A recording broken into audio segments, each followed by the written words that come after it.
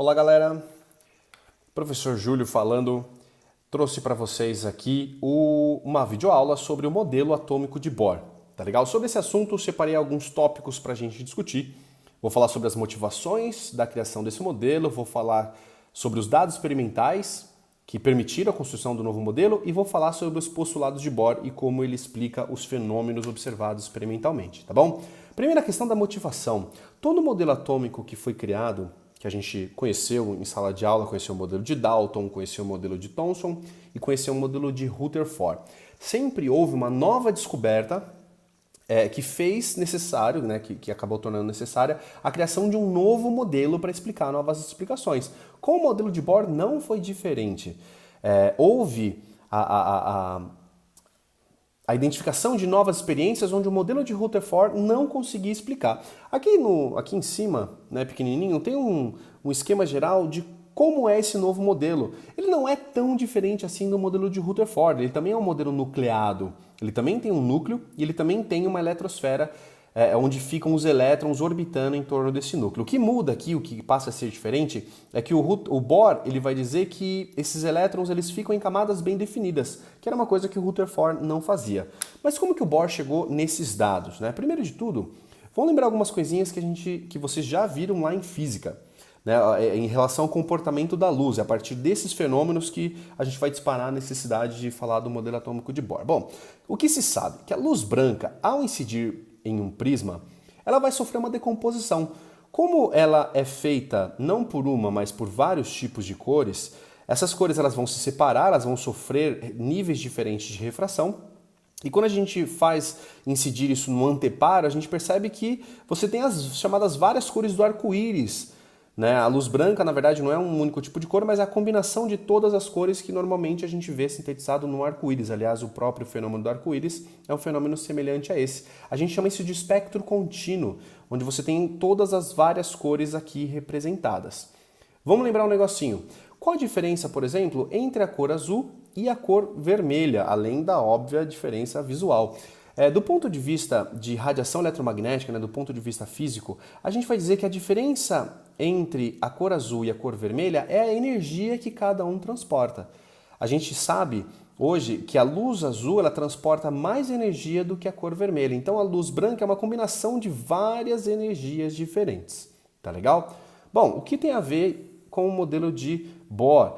Quando esse mesmo experimento que eu mostrei para vocês acontece não com uma luz branca, mas um gás aquecido. Quando você pega um gás e aquece, pode ser um gás tem que ser um gás de uma única substância. Então, por exemplo, se eu pegar gás hidrogênio, ou gás oxigênio, ou gás nitrogênio, não importa que tipo de gás. Se a gente aquece a uma dada temperatura, esse gás ele fica incandescente, esse gás ele vai emitir luz. Se você pegar essa luz e passar por um prisma, a gente percebe que essa luz também vai ser decomposta. Mas diferentemente do que acontece com a luz branca, a gente não tem um espectro contínuo. Né? O que a gente tem é um espectro discreto, são poucas as luzes que esse gás apresenta. Independentemente de quanto você aqueça, você só vai observar sempre as mesmas cores para aquele determinado gás. Mas como a gente pode explicar isso? Como é que a gente pode explicar que no caso da luz branca você tem a decomposição com todas as cores e no caso de um gás qualquer você não tem o espectro total, você só tem algumas linhas, né, algumas cores bem específicas para aquele gás.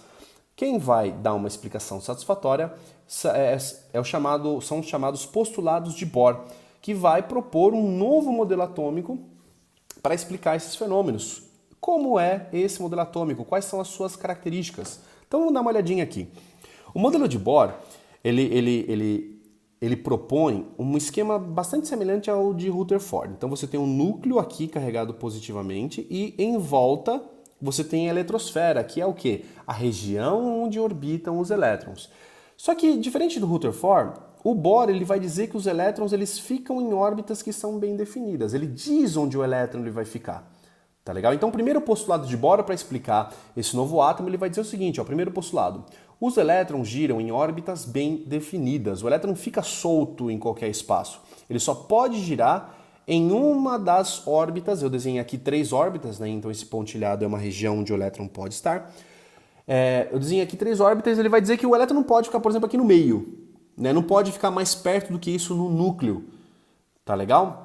Ah, mas como que o Bohr provou isso? Não, o Bohr não provou. Isso que é um postulado. Um postulado é uma afirmação que não pode ser, né, não pode ser não, ela não é provada experimentalmente. Mas ela é considerada verdadeira para se extrair consequências. Se as consequências batem com a previsão, quer dizer que esses postulados eles têm alguma validade, né, eles têm algum valor científico. Então o primeiro postulado ele vai dizer os elétrons giram em órbitas bem definidas. Segundo postulado, cada órbita, que a gente vai chamar de nível de energia, possui a sua própria energia. Então, o elétron que esteja aqui na primeira órbita tem uma dada energia, o elétron que esteja na segunda órbita uma outra energia, e assim por diante. Tudo bem? O elétron não pode ter qualquer energia quando está em volta do núcleo, ele só pode ter energias bem definidas. Ele não pode ter metade da energia entre o nível 1 e o nível 2, ele tem que ter ou energia referente ao nível 1 ou energia referente ao nível 2.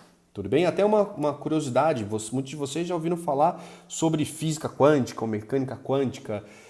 A palavra quântica vai derivar de fenômenos como esse, onde a energia não pode ser qualquer uma, mas ela tem que ser quantificada, ela vai ser bem determinada, ela vai ser bem definida. Então a palavra quântica do física quântica, mecânica quântica, deriva desse fato, tá bom? Terceiro postulado, e eu acho que o mais importante pra gente, para explicar o fenômeno, é que um elétron ele fica sempre na sua órbita, mas ele pode migrar, ele pode mudar. Só que ele só migra se ele ganhar ou perder energia.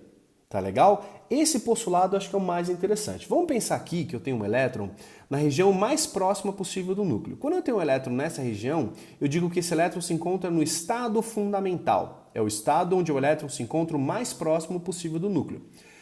Esse elétron ele pode ganhar energia. De que forma ele ganha energia? Ele pode ganhar energia se ele for aquecido, se ele sofrer uma colisão, se ele receber energia elétrica. Tem várias, se ele absorver luz, tem várias formas de ele absorver energia. Mas se ele absorver energia, ele vai para um estado de maior energia.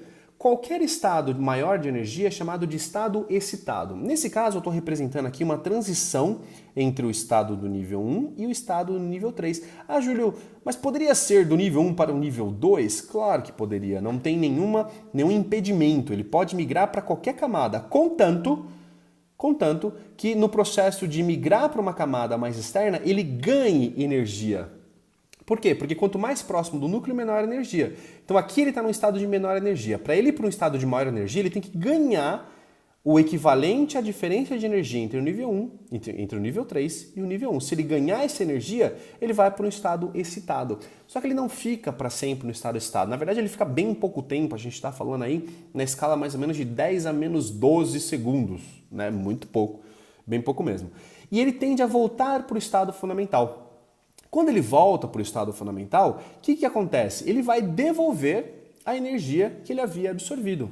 E como que ele devolve? Ele devolve normalmente na forma de radiação eletromagnética, vulgarmente conhecido como luz. É isso aí. Como que um átomo ele emite luz? O seu elétron ele vai do estado fundamental ao estado excitado, pela absorção de energia, e ele vai liberar essa energia de volta, né, através de um processo de relaxamento, processo de emissão atômica. Ele vai aqui nesse caso do nível 1 para o nível 3 e nesse processo ele libera luz, tá bom? Para terminar o nosso pensamento, vamos dar uma olhada nesse processo através de um diagrama de energia.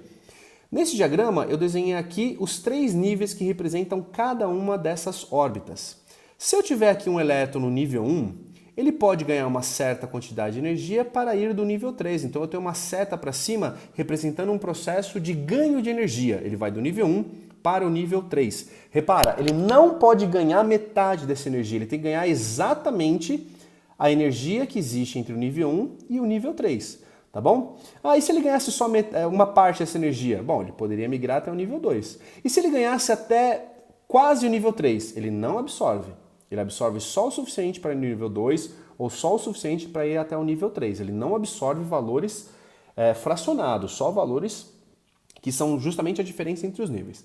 Se encontra no estado excitado, ele não fica muito tempo no estado excitado, ele volta para o estado fundamental, mas ele pode seguir mais de um caminho. Ele pode ir do estado 3 para o estado 2 e do estado 2 para o estado 1, emitindo 2 tipos de radiação.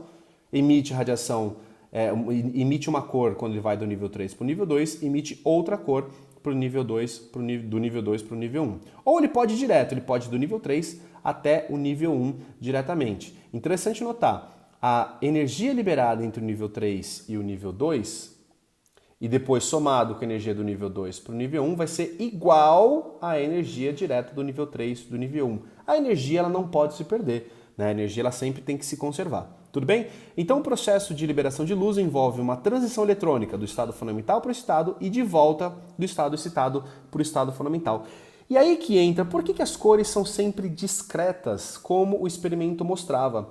Porque as transições, elas só acontecem em níveis bem definidos. Logo, as cores sempre serão as mesmas para um dado elemento. Se eu mudar o elemento, você muda a cor, mas ainda continua sendo um espectro bem definido, um espectro discreto. Tá legal, pessoal? Então esse é o modelo atômico de Bohr e é dessa forma que ele explica a emissão de luz. Valeu, aquele abraço, até mais.